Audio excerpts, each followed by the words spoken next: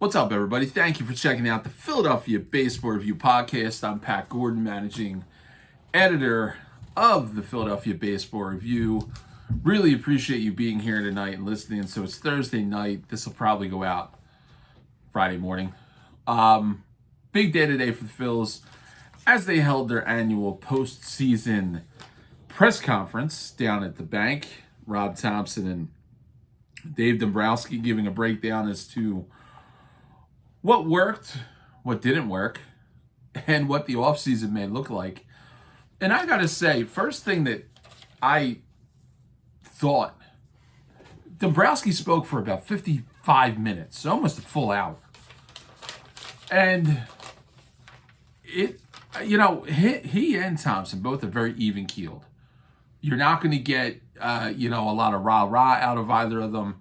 You're also not going to get the sky is falling from either of them. But I got to say, it just felt like business as usual. It didn't have any sort of,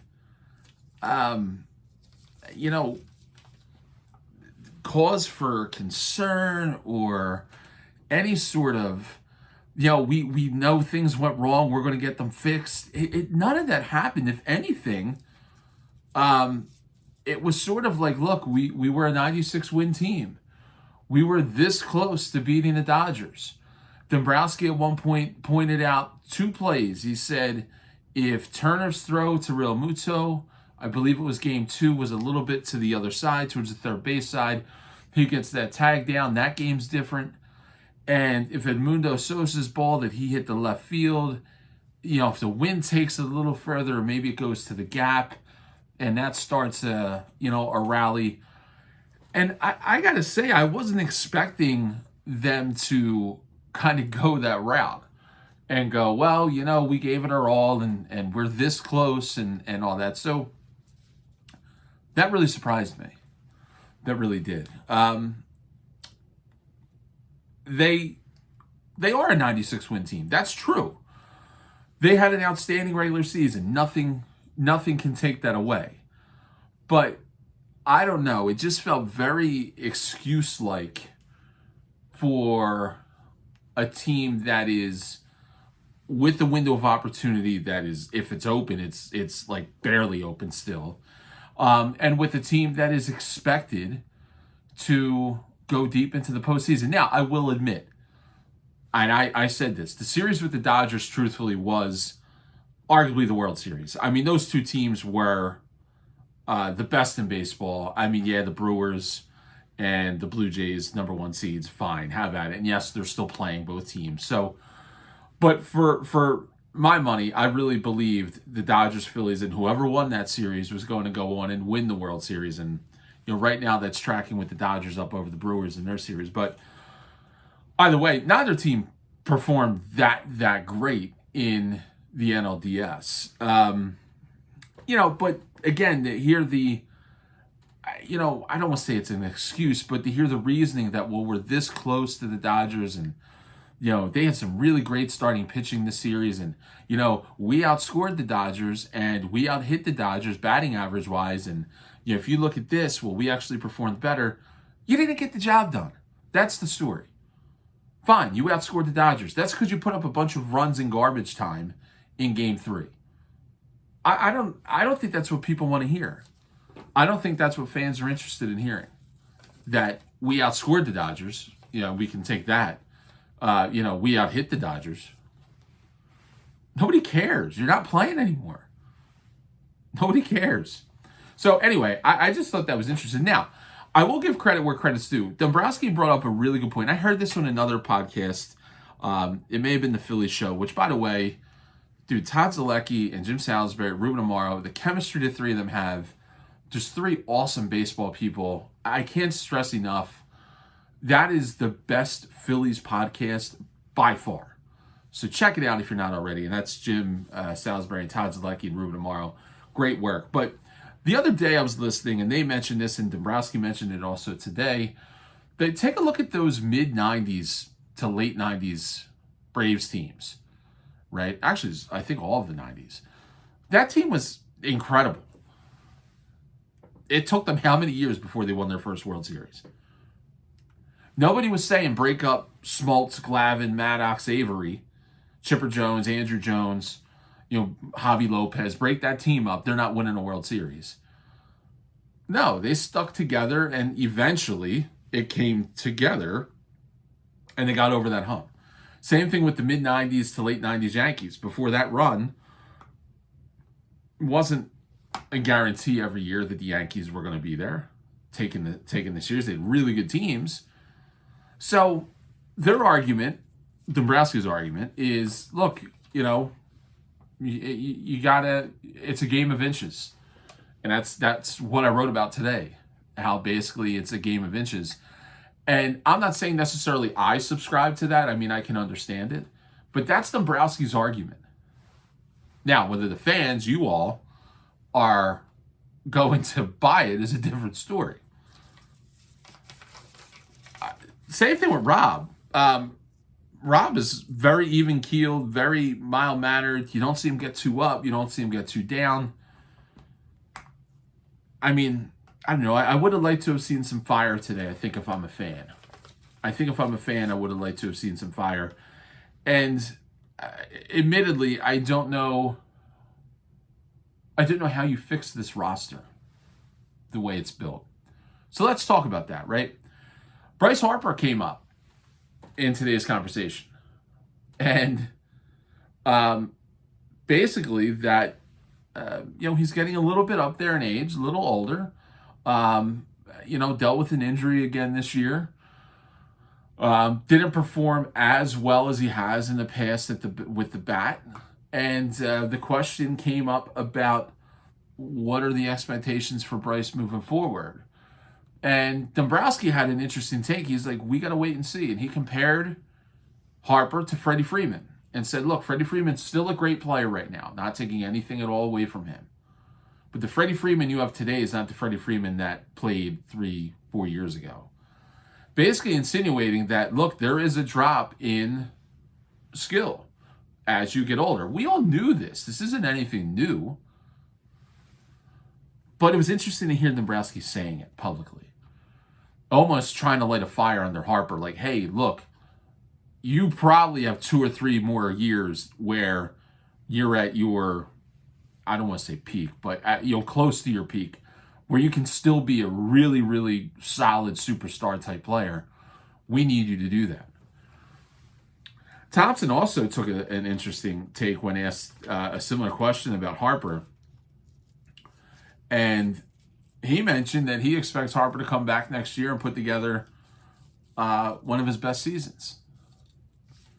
Now, Harper's totally capable of doing that. The man is an outstanding ball player. I don't know if you're going to get an MVP type season out of him at this point, but you can get an absolutely close to it outstanding year, top 10 MVP voting. I don't know. Thomson did this with Trey Turner where he, going into the year had some really lofty goals that he wanted Trey to meet. And when asked about it, I think Anthony Sanfilippo of Owen Patterson asked about it, and Thomson said, look, I always want to try and push my guys, and it makes sense, right? Have goals up here with the understanding that, if you don't reach it, but you aim for it, you're still going to get really, really good results out of it. So, big expectations for Bryce next year. Kyle Schwarber, obviously, Dombrowski said everything you thought that he would. Yes, the Phillies are interested in him. Yes, they would like to bring him back. He stopped short, obviously, of committing anything to that. He can't really at this point, but that's definitely a conversation or conversations that will continue. Look, I said this last week, and I've written about it. This team needs Kyle Schwarber. If this team thinks that it's still going to be World Series caliber, you need Kyle Schwarber. You need his bat. And I think from a fan's perspective, it would be a mutiny down there if Schwarber's not back. I don't see how there's any two ways about it. I think Middleton's hands, honestly, are a bit tied. I think if he lets Schwarber walk, that could be the point that the Phillies fans turn on him And I don't know. I think Kyle wants to be here, but I also think he's going to be throwing a lot of money. You're hearing 4 years, 200 million, 3 years, 175, like just wild numbers. And so, if you looked at him, and I said this earlier in the week, if you looked at him post game after the Phillies were eliminated, and he was standing in the clubhouse talking, he looked like a guy that was ready to cry. His upper lip was quivering. He was talking about how much he loves the camaraderie of this clubhouse and everybody that's there, and how they've built something together. In some ways, it may have been a going away speech, but I think he wants to be here. I do. It's going to make this year's winter meetings down in Orlando or Lake Buena Vista very interesting, very entertaining. There's going to be a lot of stuff involving the Phillies down there. That's for sure. So Schwarber, definitely one of them. The other name, obviously, came out, JT Realmuto. Both Thomson and Dombrowski were, over the moon with JT, and how could you not? That guy's done everything. Started 132 games again this year. Not just did very well with the bat, but also managed a rotation, has helped Christopher Sanchez grow into the ace that he has become, helped Ranger Suarez as good as he has become, even though now he also is a free agent. JT does a lot that doesn't appear in the box score. Where do you go if you let him walk right now? The free agent market for catchers is essentially non-existent. You can't give Rafael Marchand the starting job right now, in my opinion. I don't think he has the bat to do that every day. And you're certainly not doing that with Garrett Stubbs. No disrespect to the vibes, right? What do? You got to do something with JT. Now, what does that deal look like? Is that another 3-year deal? Well, remains to be seen. There's going to be a lot of teams that are looking at him. The Giants and several others have already been reported to be, around and interested. I think the Phillies are going to have a tough go of it with JT. I really do. All that to say, I think Ranger Suarez, it's been fun. You're an outstanding pitcher in the postseason. Fun to be around and to talk to.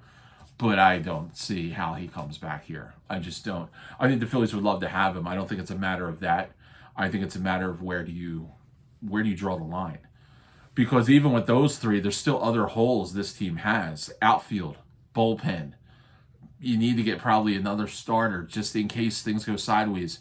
We don't know what Zach Wheeler is going to look like when he returns. I mean, yeah, everything right now is hunky-dory and he's doing well, and he's on trajectory to be back in 6 to 8 months. But I mean, he's also 35, 36. I mean, it could be, as I said the other day, the final days of Roy Halladay on the mound, right?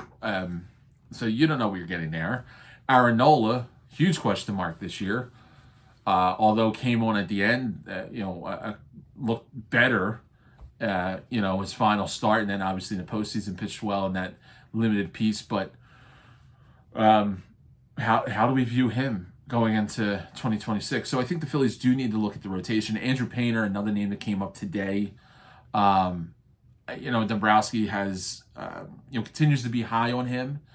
Some concerns about his control, which is normal coming back from Tommy John. It's usually the last thing that comes back, and Dombrowski outlined that today. Said that very statement. But where does he fit? How does he look?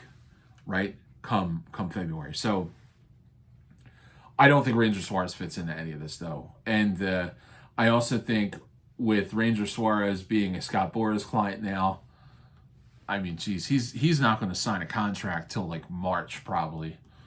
I mean, hell, it may even be later than that. And I don't think the Phillies want to play that game and wait around and be held hostage. So I think Ranger's gone. And this is a topic for another day, but what team needs starting pitching that is also in the NL East? That's about, 90 miles up north. That's right, the New York Mets. So picture that. Ranger coming down here wearing Mets logo. It's pretty wild. Pretty wild to think of. All right, Nick Castellanos. Going out on the limb here, I don't think he's coming back. I don't think Nick Castellanos will be here. I think based on some comments that were made today, you could tell when Dombrowski was asked about Nicky C that he did not want to talk about him. He confirmed that there was a bit of a falling out, which we already knew. It was reported between Thomson and Castellanos. And Dombrowski said that he tries not to get involved in those sort of spats that happen. And again, if you're around the baseball team, you're together 200 some days during the regular season, and you count preseason and Cactus League and Grapefruit League and everything else, you're bound to get on people's nerves, right? But Dombrowski said he normally tries not to get involved, but he did step in here to kind of make the peace and/or to address Castellanos for his outbursts. If you recall, he said some derogatory stuff to Thomson when getting pulled in the 8th inning of a game as a defensive replacement, and then also said later on in the season, I believe it was out in Arizona, that he doesn't talk to Rob, and it's like, well, how's that happening? So take those two things and then add in the fact that Castellanos finished as by Fangraphs with the lowest WAR of all qualified players. Take the fact that he's owed $20 million this year. I mean, the Phillies would be stupid not to try and move him. And I don't think they want a headache going into next season. I think they want to try and make this as smooth as possible. So I think Nick Castellanos, see you. I don't think he's coming back. Now, what does that look like? They're not going to get anything for him. I mean, he has a banged up knee as it is. He's slow. Defensively, obviously, he's a liability. I think he's somebody where if you find a team that's willing to, if he's $20 million, pay 4 or 5 of that, you're making that deal, and you take whatever you get. I honestly think the Phillies may just outright release him also if there's no takers on the trade market. So we'll see what happens with Nick. But that also now means that you got an I mean, we knew this, but that also means you have a spot in the outfield. What do you do? I mentioned last week that I'm not sold that Brandon Marsh is coming back. I think he's a topic or a target that could potentially be moved.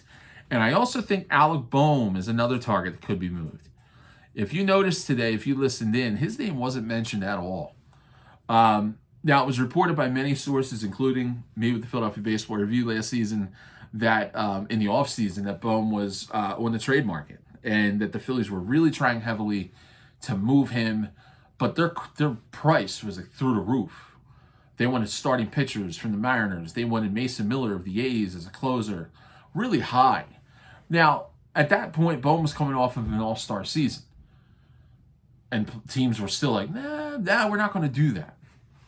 Well, teams are definitely not going to do that now because Alec regressed a bit at the plate this season. So, what does that mean? Well, he's going to be owed roughly $10 million through arbitration. And you figure they're not looking at him as a long-term solution at third base. It's probably best to cut bait. Let's move on and see what else we can do. Now, I wrote about Alex Bregman the other day. Third baseman with the Red Sox mentioned he's not interested in returning or is interested in testing the free agent market. Now, Alex had a couple great years down in Houston. He's battled some injuries and stuff, but could he be a target for the Phillies? Absolutely. You know who else could be an answer at third base? Otto Kemp. Otto Kemp was mentioned potentially today, and you still saw him do a little bit of it during the season. Now, if the Phillies are in a spot where they're trying to save a little bit of money, and by save, I don't mean penny pinch, but I mean, look, if they are throwing big money at Schwarber and Real Muto, maybe you don't go and make a huge splash in the free agent market for third baseman because you got Otto Kemp and you can slide him in there. Not saying that's the best option, but that's one avenue, one way they could go about it. You also have Adam Miller, but is he going to be major league ready at the time of spring training? So yeah, Alec Boehm, another person that didn't come up today, but it was kind of suspicious that his name wasn't mentioned. Jose Alvarado. Jose has a $9 million option. It looks as if the Phillies will be picking up. Dombrowski basically stopped short of confirming it today, but mentioned, that it's likely he'll be coming back. I'm not opposed to that. I think on the open market, Alvarado probably would get a 2-year deal, similar money. I've heard a lot about, would he take less? I don't know. Because he was suspended with PEDs and this, that, and the other. I don't think that's a possibility. I don't think that's going to be anything there. I think the bullpen is an area the Phillies need help with, especially the middle to back. So I wouldn't be shocked. Alvarado at $9 million, yeah, it is what it is. Arguably the biggest thing that came out of today, you think about it, it wasn't 100% certain that Rob was coming back even.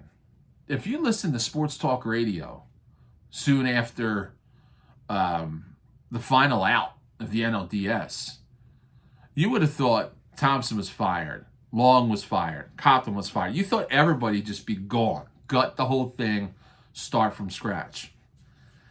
Well, not happening, obviously. We know that now. And as a matter of fact, the whole crew's coming back, including Kevin Long, who I thought if anybody, I thought he would be the sacrificial lamb, the one told, hey, look, loved you, but we got to do something here, and it's you. Not only that, Rob will likely get a 1-year extension. Now, the 1-year extension, I wouldn't read too much into this. This is more just to shut us up as writers and people around the team all the time, so that we're not asking the question if the team loses 5 games in April. Rob, how do you feel about your job? You feel like you're in a hot seat, this, that, the other. It also builds confidence with the players, so the coach isn't, the manager isn't a lame duck. So I wouldn't read too much into it with the 1-year deal. I also don't know how the potential work stoppage plays into all this, right? Plus, Rob is 62. Truthfully, I think they're just going to let Rob ride this out. Unless something goes totally sideways, I think they're interested in giving Rob one more shot with this team and seeing, if they can make up those inches around the margins that Dombrowski was so about today. So, biggest takeaway, again, was sort of the demeanor. I kind of was thinking that this is a team right now that obviously can't just run it back. We can't bring the same people back. We can't do the same thing we've always done. And they kind of laid it out today like, whoa, not so fast.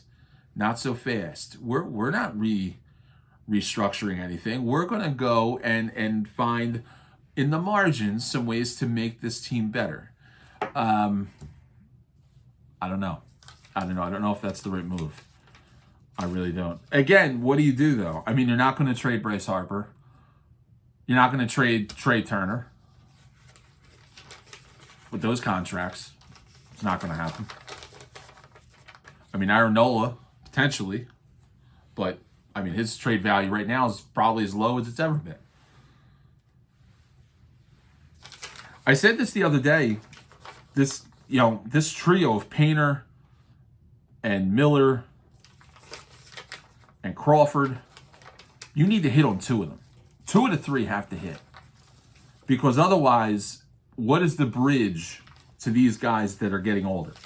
Right? You need these young guys to infuse this roster with athleticism, with leadership, and if you're not getting that from these guys on the farm, and you're hamstrung with a payroll that's going to be massive because you're locked in with all these